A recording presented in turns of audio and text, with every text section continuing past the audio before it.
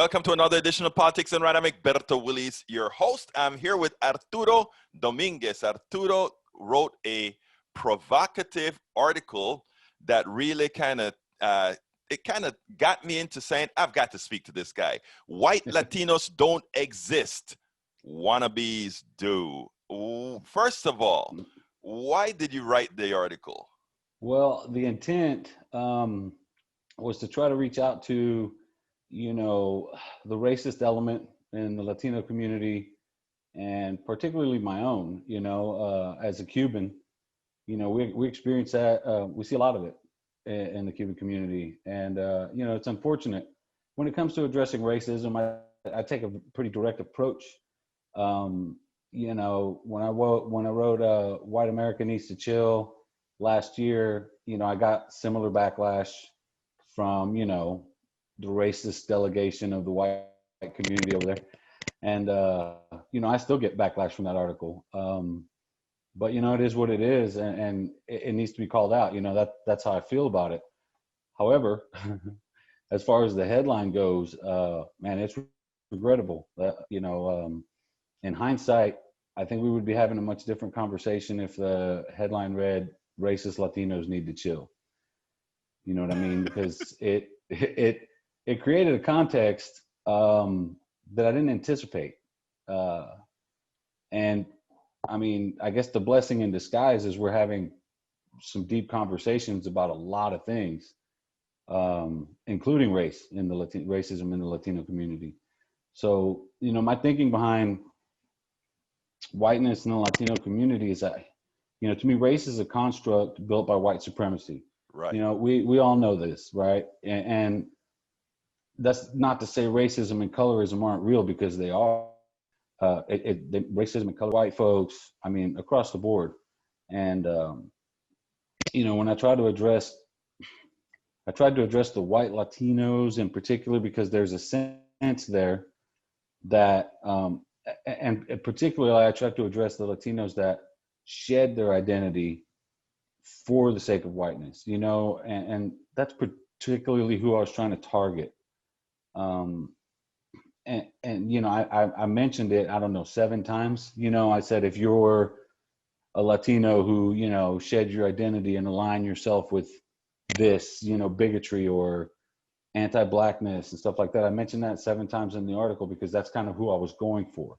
Well, I mean, the first paragraph, I think, set the tone. It says, I'm a light-skinned Latino. In effect, you're a Latino who can pass as white. I am not white. Whiteness is based on skin color. It's a mindset.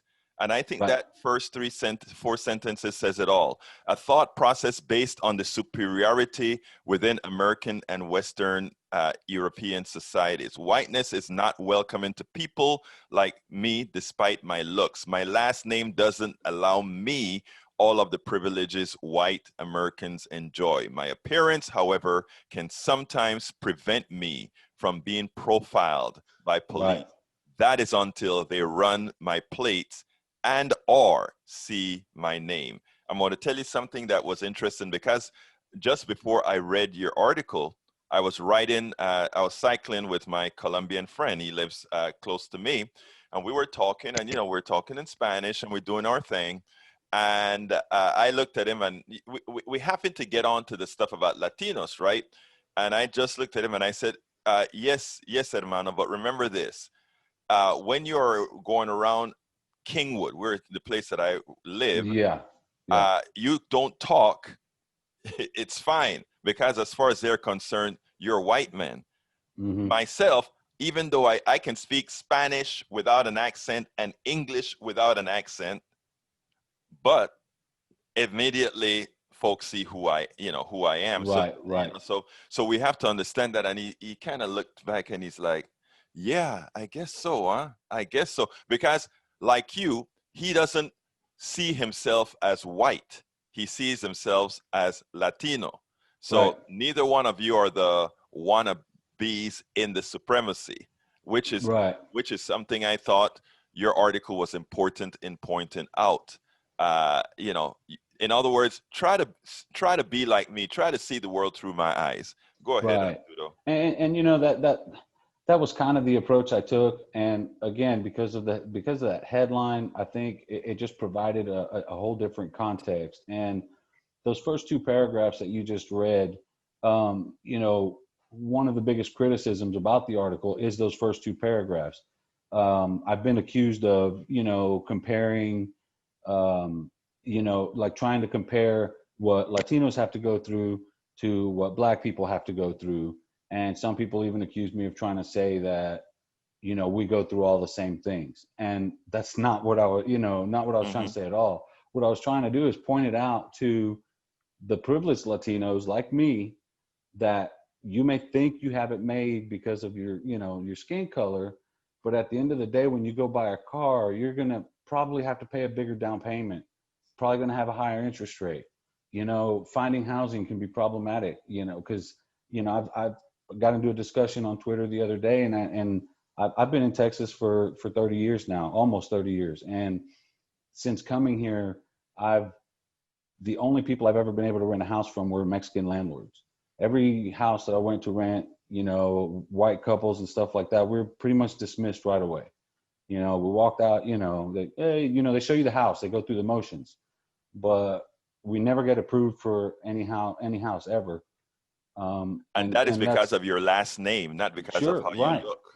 right. And, you know, we deal with things, you know, we have none of this is to say that what we go through is in any way worse than what Black people go through. That is not even up for debate. I mean, when you talk about Black people in America, you're talking about 400 or 500 years of systemic oppression that still continues today.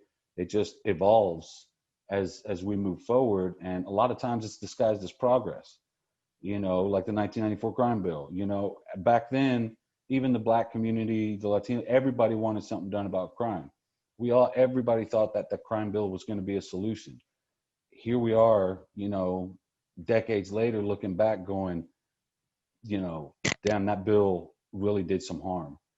You know, so there's a lot of similarities in what we go through, but you can't compare what we go through with what Black people go through. I And you know, mean, it's interesting that you say that, you know, because I think in a lot of ways we are victims of how America decided to define identity. And they did it for yeah, a yeah, particular purpose. And let me sure. give you an example here.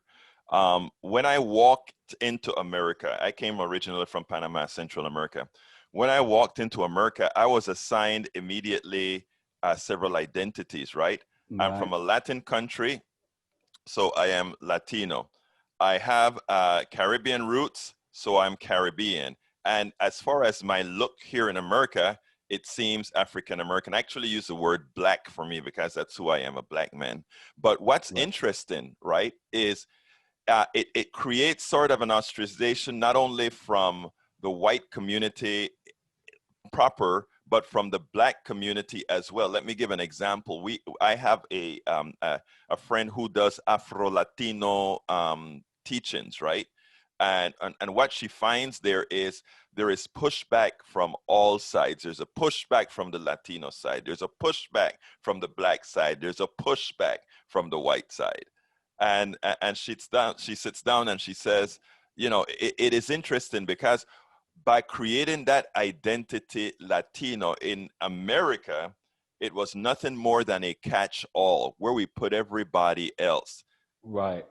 you know, and in putting everybody else as a catch-all, uh, even though America proper treats is colorized, because Hmm. America is colorized, Latinidad has an interesting faction because within Latinidad, there is that colorization as well.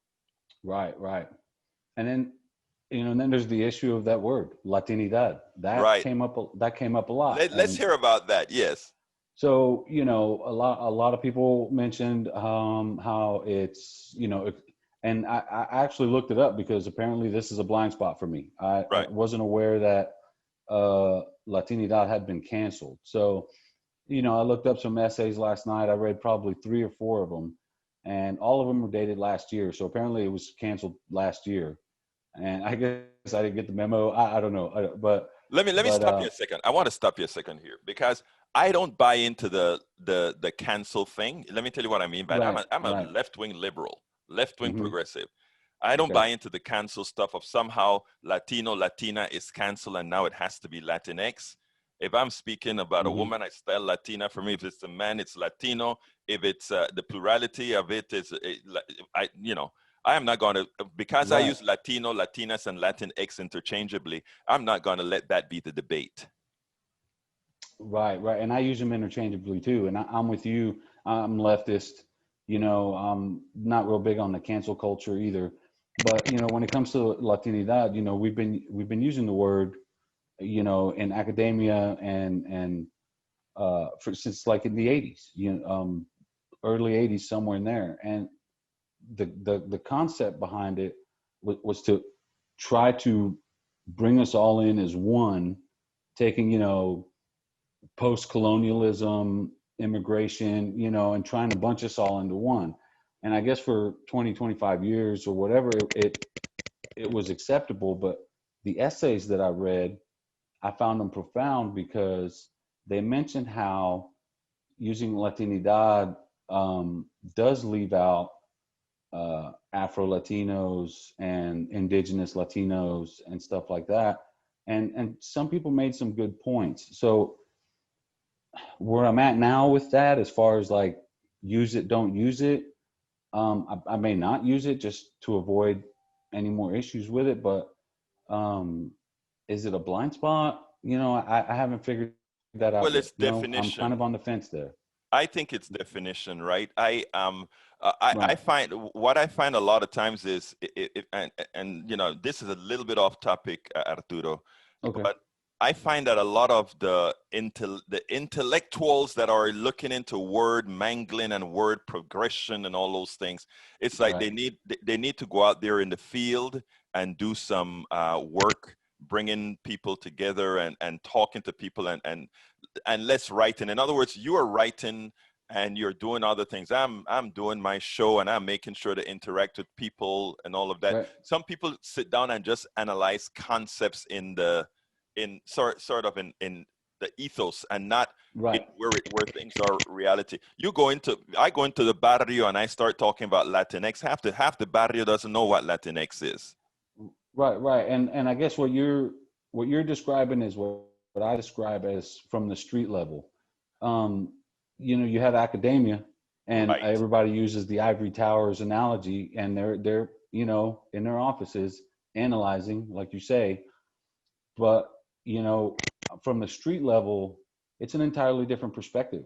And Exactly. I got into a pretty deep conversation with a couple of academics over the weekend through direct messages on Twitter, and there was really deep discussion there, and there was a lot of understanding, but there was a disconnect between what they see and what we see. Right. What you see, like Berto, when you're in your neighborhood, in the real world, and what you're going through isn't what they see.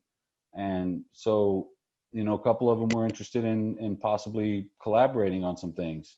So maybe that leads to That is a positive. good thing. Right, That is a right. very good thing because if they can collaborate, because I mean, the problem as well, Arturo, is the folks who get on MSNBC, ABC, and all these talk shows are the academia, not necessarily that person out there in the field. And even if they bring somebody out of the field, they bring somebody who to them is sort of acceptable to their audience and not Right. necessarily acceptable to the community. But the piece that you wrote, you got one person who gave an interesting pushback. I didn't quite understand this article. I'll be quite honest with you because it seemed to me that he was trying to tell you that it was, and tell me if I misunderstood the article, because to me the tenet of the article was you are this white Latino that Hmm. is saying this, shut up, because I don't Right. want to hear this from you. And then he even gives you his card that shows, well, look, I am not a white Latina, but in my community, these evangelical white parents of mine had me defined as white on my cornet. Did I get that right? In a sense, yeah. Yeah, if you wanted to sum up the entire article, essentially, yeah. And it came from a place of, again, this in the article, they accused me of equating our, the issues we go through with the Black community. And on top of that, it's, what you just said. And in some ways, yeah, it may be unfair. Granted, my article is pretty harsh. I'm Yes. not going to lie about that. And do I regret it? Yeah, some of it I do. Some of it I do. But the majority of what's in there, in the content of the article, once you look past the headline, it's stuff that needed to be said as far as addressing racism in our community. What the article that we're discussing now, the pushback was, it painted me as being in a place of, extreme privilege, and essentially like looking down on everyone else. Right. And I don't know how people draw these conclusions when, the context of the article, while it was harsh, the message was there and it needed to be said, Well, let me tell. and I want to tell you how I saw the article, because as the article was sort of personal to me, because as a Black Latino, and you being, and I know that you don't necessarily classify yourself as a white Latino, but anybody looks at you just I like you mean, said, a cop doesn't stop you because you do look like a white guy. right. Okay. As a white Latino, what happens then is that I saw that, like, it's great to see these guys coming out and giving the understanding of what's really going on in the community. And not only that, but also pointing out that within the Latino community itself, we have to take into consideration that we have our issues. And when you talk about stop being mediocre in your article, and you're telling Latinos who, especially white Latinos who, in order to assert their whiteness, support a Donald Trump, I think it's something that needs to be said. It's really a betrayal. It is. And I think a betrayal more so than a Black American supporting Donald Trump, in, because one can claim I'm using my status. The other one can say I'm trying to do something. Now the guy in your response brought up the standard phrase in some Mexican tenets I heard about, mejorando la raza. I never heard that in Panamanian parlance. I've heard it in Mexican parlance. I don't know if it also exists in Cuban parlance. No, it's not really something I'm very familiar with. Like you, I've heard it, in the Mexican community and Chicanos and stuff like that. But apparently there's some issues there too, that some people are having with, I guess, regarding Mexicans and Chicanos as the beige brigade. Right. Yeah. So there's some issues with that statement too. So, in all honesty, when we live in this society has lost their minds, for example, Yes. because everybody's looking for something to be mad about. And what I wrote, plenty of people had every right to be mad about it. I didn't understand the differences with the viewpoints on Latinidad. Now I do. I'm learning from that, and I'm moving forward and growing with it. Same scenario. With I just lost my train of thought. With the article, it's you're trying to relay a message. We as Latinos, we struggle to be heard, so we push the envelope. Right. I pushed it too far with my headline, for one, and there's one paragraph in there that I do regret, where I said something about, you don't deserve to be a Latino, or you don't deserve to call yourself a Latino. A lot of my Black colleagues pointed out to me that making that statement was pretty foul, because despite the fact that, they used Candace Owens as an example, every single one of them did. Like, despite how much we disagree with her and how much of a sellout we think she is, she's still Black. And I was like, well, now you just made me regret that paragraph, because it's true. You're still Latino. But you regret the paragraph, right? The truth of the matter is, I think when you read these articles, and I think and that's where I think things get out of hand, not only with cancel culture, but with also taking things out of context. I think what you're saying within the context of the article is perfect. I mean, when I read the article, I'm gonna be frank with you, Arturo. When I read the article, there's nothing in the article. I mean, the article was harsh, where you hit white Latinos pretty hard, but Yeah. what the outcomes of what happens with white Latinos and how they are used, just like how Candace is used to Oh hurt yeah. Black people in general, is a reality. That is And very much true. and it's no less harsh reality than what you wrote. I So, mean, so I mean, there are a lot of times I always say one thing. When I'm writing blogs and articles, I usually don't write it when I'm upset. But yeah. there are some blog articles that I want to write when I'm upset. Right. And the reason why is that the true message, I try to cater to who I know the readers are going to be and how they will react to it, which is sometimes not in the best interest of what you're trying to promote. Right. Right. You follow what I'm saying? So I Yeah, don't I know what do. context you wrote this article, and I'm going to post this article as well, with your permission, of course. Sure. Um, that because I think in whatever tone you wrote this article, I think it is something that needed to be said within the Latino community. When you see that Donald Trump is going to get, let's say, 30-40% of the Latino population, and even though we know that his policies are diametrically opposed to what is in the best interest of them, and when you find that it is, it is, in your parlance, the wannabes, which is really so true, including with Candace Owens, then Well, then yeah. then we need to call these folks out. And period. I'm sorry. Period. I mean, you make a valid point, and in the context of like how I came at the article, um, believe it or not, I wasn't angry when I wrote it. A lot of people probably think I was. Hmm. I actually wrote it and left it sitting on my computer overnight, and then came back to it the next morning. Did some final edits, which may have been the mistake. I normally, come at it the next morning, do my final read, and publish. Right. For this article, I don't know why, but I did do some final edits. I can't speak to what they were. I don't Right. remember, but and then I sent it over to Latino Rebels, and and they published it.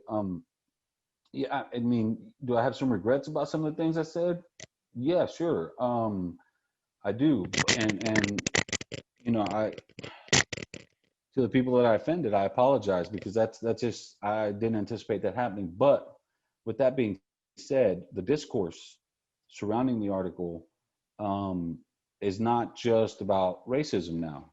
Now we're talking about racism in the Latino community. We're talking about how Latinidad is exclusionary. We're talking about the perceptions of race, and how it's a construct. And the broader picture for me is, I look at the Latino community, and we're just beautifully every racial color in the Right. rainbow. That's what we are. So for us to buy into this notion of race, to me, feels counterproductive for our success moving forward as a community, especially from the American perspective. I try to address racism as it's happening here, because this is what we can control. This is we need to be taking care of Latinos next door, each other, things like that. So when I see a Latino who basically, denounces being Latino, declares himself as white, allies himself with this whiteness, and starts seeping into the white supremacist aspect of it, Marco Rubio. But when I see that, it really, really, really burns my ass, uh, and I guess that's just how I'm just gonna have to deal with it and speak out on it, probably in more calmer tone, I guess, because yeah, man, I started some stuff, and like I said, I'm glad we're having some of these conversations. I really am. And I think I tweeted this a couple times. I even posted it on Instagram. If I have to take a beating for what I said in the article, you know, So and be it. if that means we're having these discussions, then by all means, I'll take a beating. I'll take a beating. You know, if I have to be the sacrificial lamb, so be it. You know, and you know, I've been hit in the face with a baseball bat. I'm pretty sure I could handle, you know, some of this stuff. You know, so yeah, it's been an interesting and I'll be honest with you, Egberto, it's been very educational, enlightening. You know, some blind spots that I have, some blind spots that I'm not sure are blind spots. You know, there's a lot of things, you know, to rethink when I'm trying to address race in the Latino community. It's difficult. To me, it's such a misnomer that like it shouldn't even apply, but apparently it really does apply to more people than I thought. And you know, when I see people describe themselves as Afro-Latino, I don't see themselves as describing them as a race.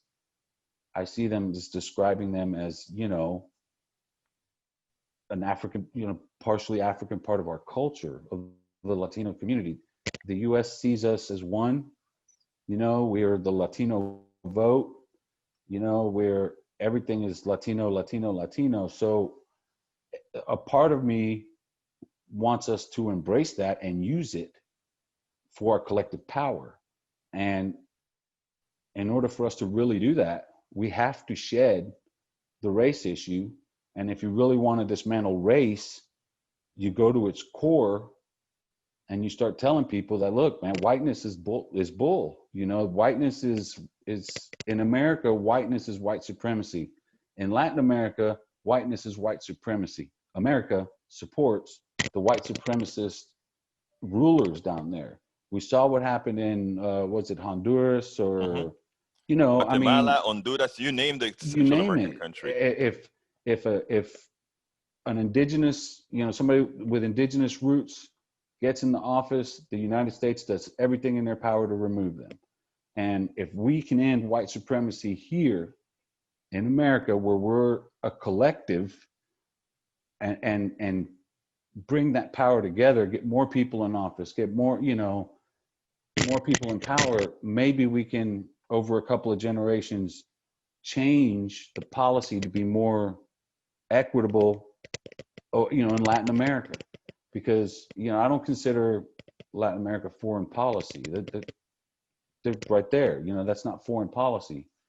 So I think that if we could just somehow embrace something to become unified, you know, and maybe, you know, I guess in a utopian type of thought, you know, eliminate the idea of race altogether in this country. Arturo Dominguez, that is the closing thought. Thank you so kindly for having been here with Politics Done Right. Man, I appreciate it. Thank you, Egberto. I'm Egberto Willies, host of Politics Done Right, an independent news program. I post several news videos of interest every day. I ask you so kindly to subscribe to my channel and please leave me some comments. Thank you very much.